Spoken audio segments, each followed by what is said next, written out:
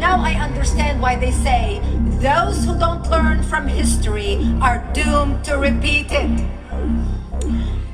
In order for you to understand why Western civilization is very different than the Islamic world, you need to understand the history of Islam.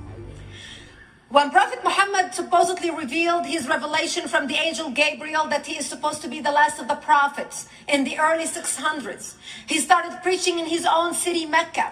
He tried to recruit friends and followers to be able to spread his religion.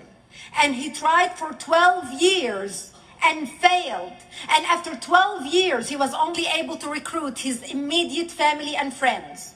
So he decided, if I go to Medina, which was the Jewish hub of Arabia, the business hub where the Jews lived, if I go there and preach my religion to them, if they accept me, that will buy me respect and stature between my own people, and they will accept me.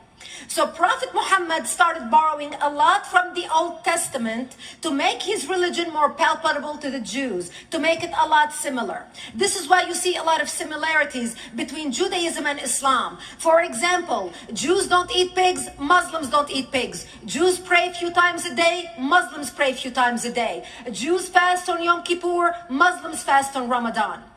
And this is why you started seeing a lot of good writing in the beginning of the Quran when Prophet Muhammad was saying all the good things about the people of the book. He took his message and went to Medina trying to recruit the Jews, talking about the people of the book, talking about how similar the two religions are. When they refused to accept him and follow him as the last of the prophet, that's when he turned against them and started killing them and started expelling them. That's when Islam went from a spiritual movement for the first 12 years of Islam into a political movement cloaked in religion after the year of the Hijrah, after Muhammad went to Medina and the Jews did not accept him. He became a military warrior and declared war on them and started expelling them. Jews and Christians became dhimmi, or second-class citizens. They were only allowed to stay alive and not be killed only by paying the jizya or the protection tax. So they had a choice: convert to Islam, or if you want to stay alive, you have to pay the jizya or protection tax, living as dhimmi in the Islamic nation. Christians and Jews could not ring church bells. Jews could not blow the shofar. Christians could not ring church bells. They could not pray publicly. Christians and Jews could not gather together and build new churches or new temples. And the way they paid the jizya or the protection tax was in a monthly ceremony where they would get together downtown and the Jew would kneel on his knee and hand his goods to the mullah, who would take the goods as the price for buying the protection. And in many areas, Jews and Christians were given necklaces to wear as a receipt that they paid their jizya or their protection tax. Jews considered najis under Islam. Najis is bodily fluid. Najis is garbage. Najis is dogs. Najis is dirty. So Christians and Jews were treated as second-class citizens. Islam continued to grow. As Islam grew, more people became dhimmi or second-class citizens. Jews and Christians were given identifiable clothing. The yellow star, which was given to the Jews that most people think is a German invention. It was actually an Islamic invention in the 9th century in Iraq by the second Khalif, Khalif al-Mutawakkil of Iraq, who invented the yellow star for the Jews to be identified as they walked down the street. Because Jews were considered najis, if a Muslim man or a Jew walked on the same side of the street, the Jew had to cross the other side so the Muslim man can walk, so he's not dirtied by the filth of the Jew. Christians were given the zunar, the belt, which most of you men are wearing right now. That was an Islamic invention for the Christians. Islam continued to grow. They went all the way to Jerusalem. They conquered Jerusalem.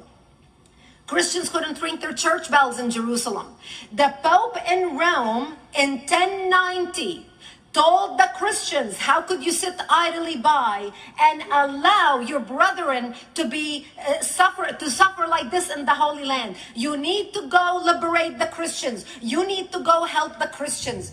That's why the Crusaders were launched. The Crusaders... The Crusaders were not launched because they just felt like waking up in the morning and going and converting a bunch of Muslims or beheading them.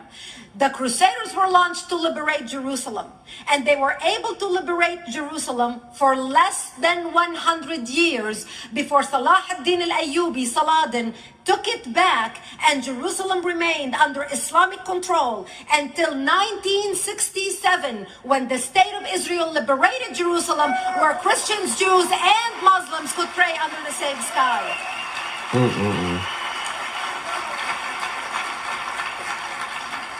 The Crusaders continued fighting Islam, and for 300 years they tried and failed. And by the 1300s, the Crusaders disappeared because they could not win against Islam.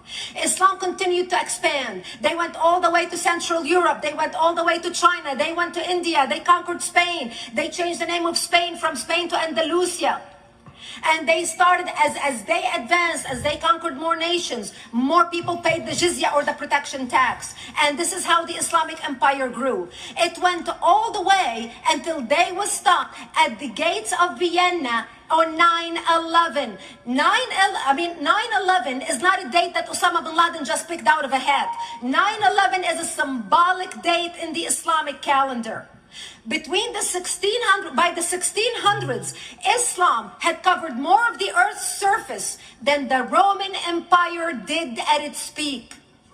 Between the 1600s and the 1800s, the Europeans were experiencing the European Industrial Revolution, where the Europeans were able to invent products on factory lines, where they are able to make money and sell products, which gave them the money to build a strong army in order to fight the Muslims.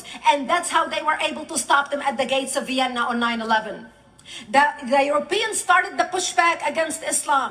They pushed them out of Europe. They pushed them out of all the way to the Middle East and North Africa. By 1924, the Islamic Empire ended. In 1924, the Islamic Caliphate ended in Turkey by President Ataturk, who was a secularist. He ended the Islamic Empire, and he gave women rights to vote. He gave women a right to an education, a right to work, a right to choose a husband. He forbid women from wearing the hijab. He forbid men from wearing the beard. The Muslim hate him so much that they consider him a Jewish agent, because they believe that his mother in her bloodline was Jewish, and that was the influence on Ataturk.